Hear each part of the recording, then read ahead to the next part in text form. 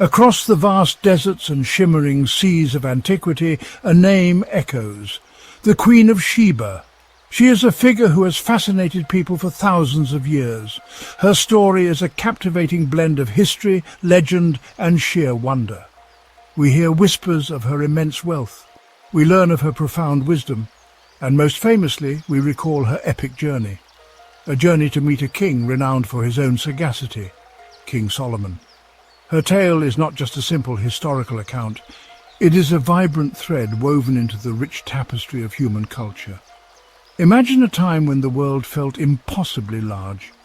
Distant lands were shrouded in myth. From one such land, a remarkable woman emerged. She was a ruler, a diplomat, and a seeker of knowledge. Her kingdom, though its exact location is debated by scholars, was famed. It was known for its precious commodities. Gold, frankincense, and myrrh flowed from it. These were treasures that kings and emperors desired. The Queen of Sheba herself became a symbol of this exotic allure. Join us as we travel back in time to piece together the story of the Queen of Sheba. Where was this famed kingdom of Sheba, or Saba, as it is also known? Some ancient sources point towards the fertile lands of southern Arabia. This would be modern-day Yemen. Here a powerful Sabaean civilization flourished. They were masters of irrigation. They built impressive dams like the Great Marib Dam. This turned arid lands into productive fields. Others suggest a location in Africa, perhaps Ethiopia. The Ethiopians themselves hold a strong tradition linking her to their own royal lineage. The wealth of Sheba was legendary. It was built upon the control of vital trade routes. These routes carried some of the ancient world's most prized commodities. Frankincense and myrrh, aromatic resins, were incredibly valuable.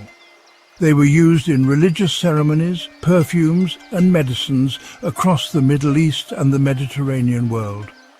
The Sabaeans were skilled traders. They managed the cultivation and distribution of these fragrant treasures. Gold and precious stones also flowed through their markets. This trade brought immense prosperity to the kingdom. It allowed for the development of a sophisticated culture and impressive cities. The Queen of Sheba would have presided over this prosperous realm. The most well-known ancient account of the Queen of Sheba comes from the Hebrew Bible. We find her story in the books of Kings and Chronicles. Here she hears of King Solomon's great wisdom, a wisdom granted by God. Intrigued, she travels to Jerusalem. She comes to test him with hard questions. The Bible tells us she arrived with a very great retinue. Camels bore spices, gold in abundance, and precious stones. Solomon answered all her questions. Nothing was too difficult for him to explain. Impressed, she acknowledged the truth of the report she had heard. She praised Solomon's wisdom and his God.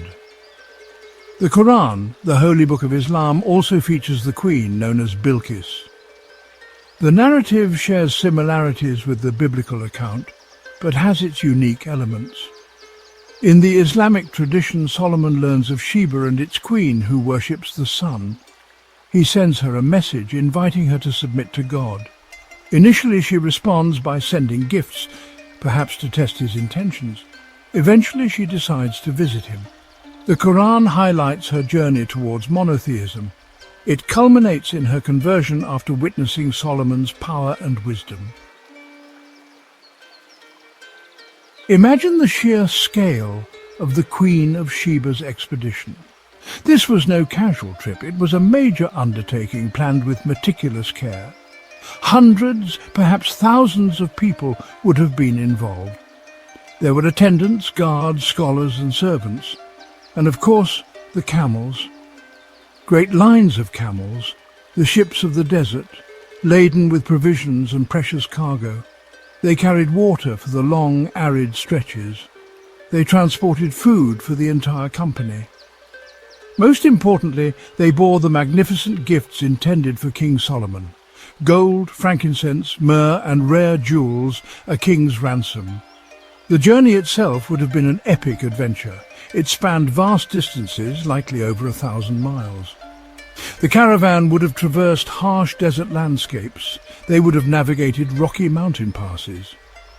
Day after day they moved under the scorching sun. Nights would bring a cool respite, the stars blazing in the clear desert sky. There were dangers too. Shifting sands, scarce water sources, and perhaps even bandits. The Queen, a sovereign in her own right, leading this massive procession, must have been a figure of immense courage and determination. Her presence would have inspired her followers through the arduous trek.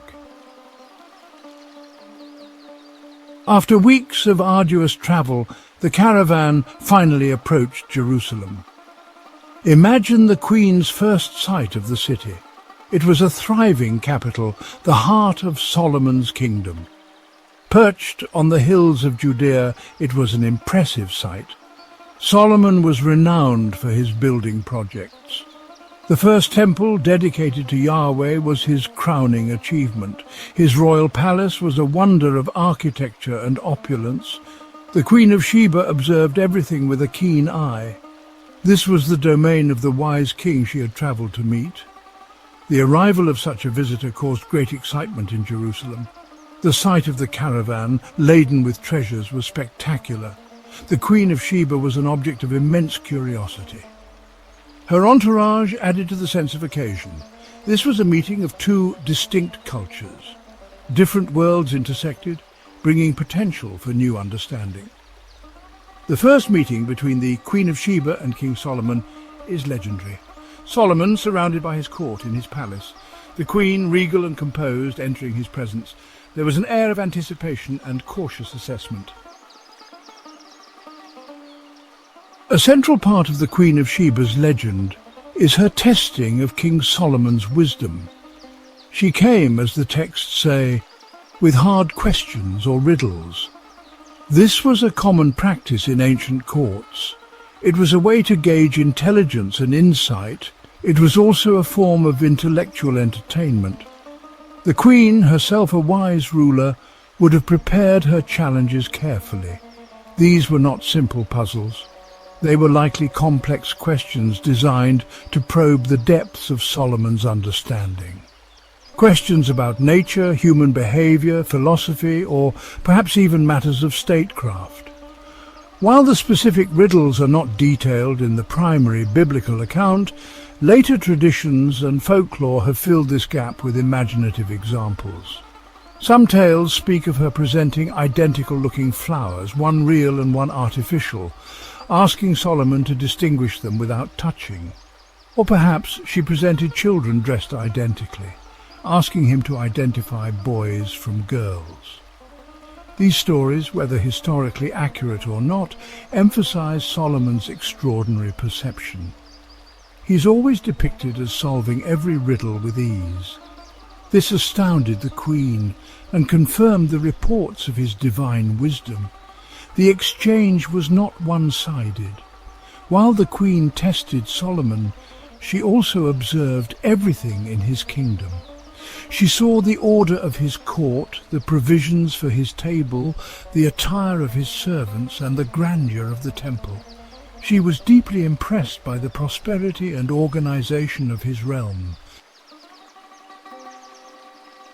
After the intellectual sparring and mutual admiration came the exchange of magnificent gifts. The Queen of Sheba presented King Solomon with vast quantities of gold, spices, and precious stones. This gesture symbolized immense respect and the forging of a bond between two powerful nations. King Solomon, in turn, was equally generous, giving the Queen all her desire. This exchange enriched both kingdoms, sharing knowledge, technology, and cultural insights. It was a hallmark of enlightened diplomacy and mutual respect. The story of the Queen of Sheba did not fade with the passing of ancient empires. Instead, it blossomed in diverse cultures across the globe. Jewish, Christian, and Islamic traditions cherish her memory. In Jewish folklore, she tests Solomon's piety. Christian writers saw her journey as a prefiguration of the Magi. Islamic scholars celebrated her intelligence and conversion. Her tale inspired countless artists, writers and musicians. She remains a muse, a symbol of exotic allure and powerful femininity. Explorers and scholars have searched for evidence of her kingdom. Discoveries in Yemen offer glimpses into a sophisticated society. So, who was the Queen of Sheba? Was she a historical monarch of a prosperous Arabian or African kingdom? Or a legendary figure from the rich oral traditions of the ancient Near East? Perhaps she was a potent blend of both. The truth, like the shifting desert sands, remains partly obscured. Yet this very ambiguity is part of her enduring charm. She is a historical puzzle, a legendary icon, and a spiritual symbol all rolled into one. This multifaceted identity allows her to resonate with a wide array of people across different times and cultures.